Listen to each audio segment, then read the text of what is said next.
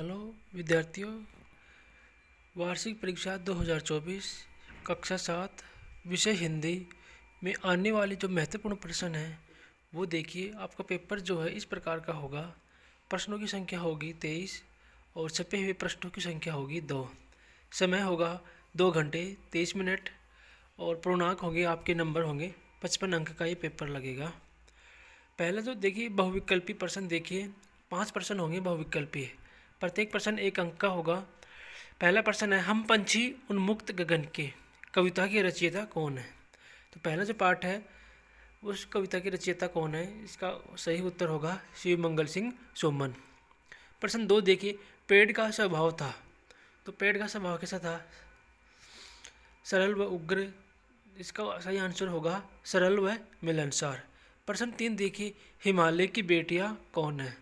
तो इस पाठ में हिमालय की बेटियां नदियों को बताया गया है। ऑप्शन से बिल्कुल सही उत्तर होगा आपका। प्रश्न 4 देखिए, लड़की शब्द का पुल्लिंग होता है। तो जैसे कि आपको मालूम है लड़की का पुल्लिंग होता है लड़का। ऑप्शन बी सही है। प्रश्न 5 देखिए, हाथ पांव फूलना मुहावरे का अर्थ क्या होगा। तो इसका अर्थ होगा घबरा जाना। ऑप्शन द बिल्कुल सही उत्तर है।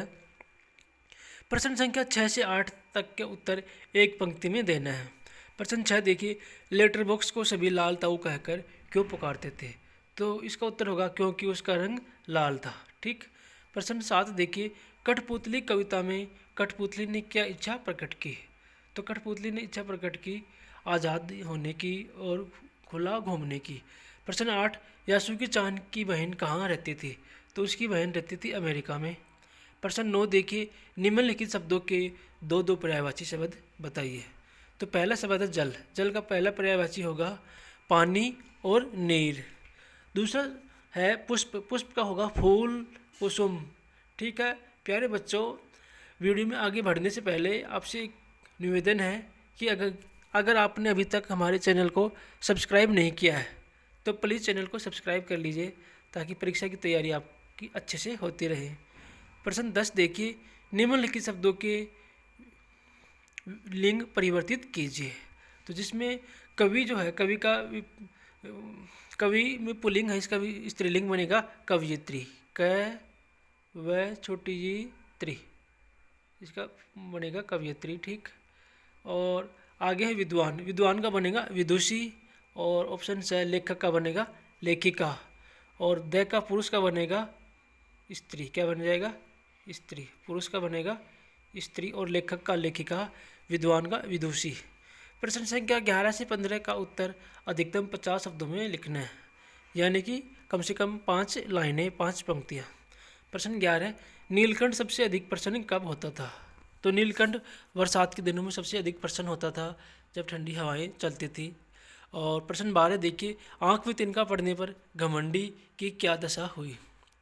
तो घमंडी वाले पार्ट से लिया गया है। उसमें से घमंडी की दशा हुई कि उसकी आंखें लाल हो गई, आंखों से पानी बहने लग गया और उसका घमंड जाता रहा। प्रश्न 13 देखिए, गांधी जी ने आश्रम की स्थापना कब और कहाँ करनी चाहिए थी।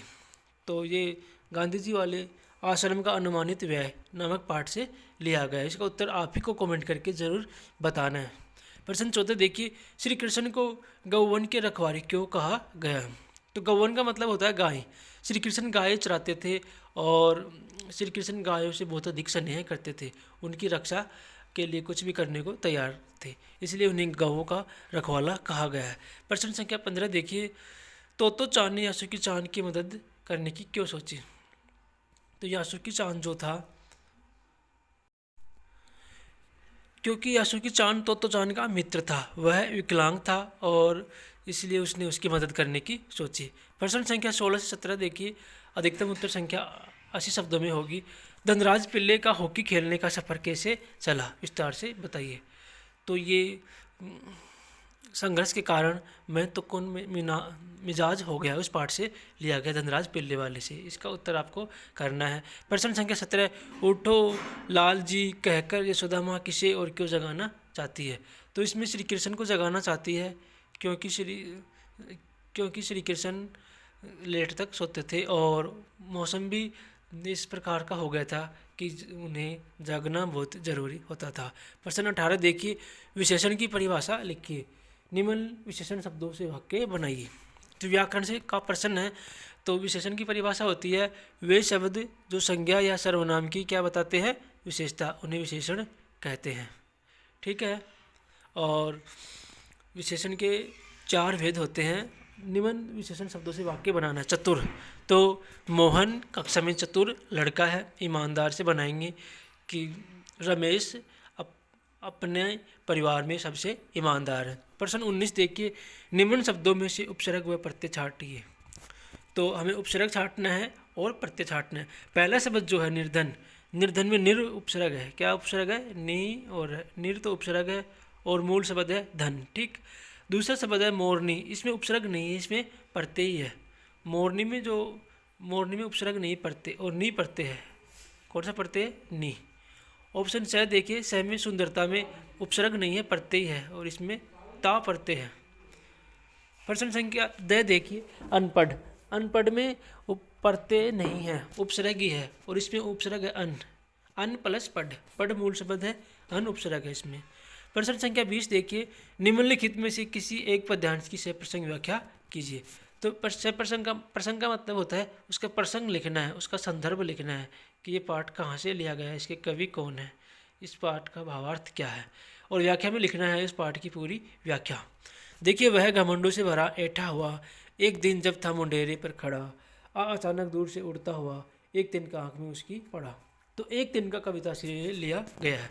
तो इसकी प्रसंग हम करेंगे कि यह पद्यांश हमारी पाठ्य पुस्तक वसंत भाग के एक तिनका नामक कविता से लिया गया है।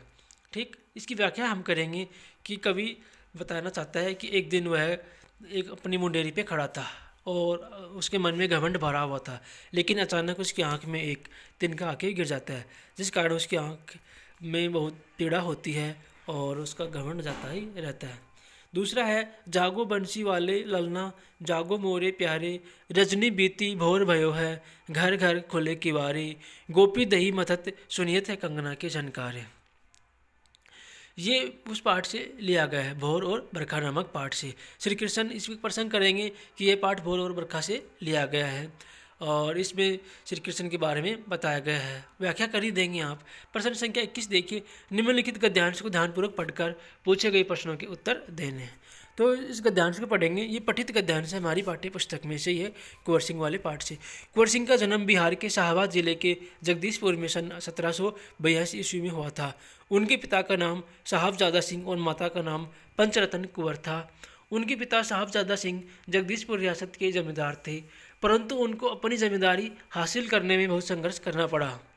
पारिवारिक उलझनों के कारण कुंवर सिंह के पिता बचपन में उनकी ठीक से देखभाल नहीं कर सके। जगदीशपुर लौटने के बाद ही वे कुंवर सिंह की पढ़ाई लिखाई की ठीक से व्यवस्था कर पाए। ठीक है बच्चों, इस प्रकार से हमारा गद्यांश था।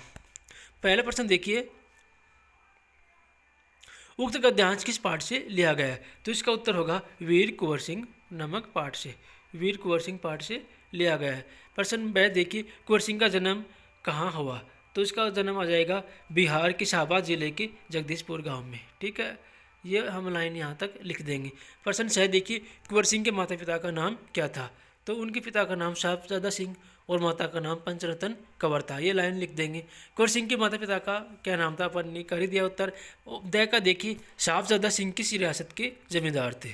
तो साहबजादा सिंह कौन सी रियासत के जमींदार थे? आपको पता ही होगा, जगदीशपुर रियासत के जमींदार थे। इसका उत्तर हो जाएगा जगदीशपुर। ठीक, कहाँ चला जाता है आगे। यह का देखिए, बचपन शब्द का प्रयोग कर एक वाक्य बनाइए।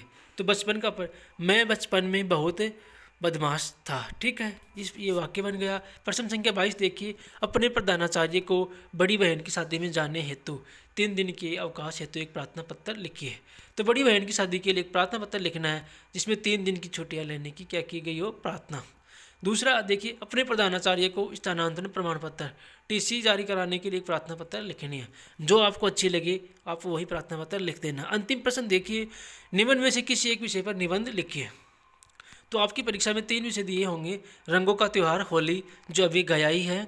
दूसरा है मेरा विद्यालय, और तीसरा किसी मेले का वर्णन।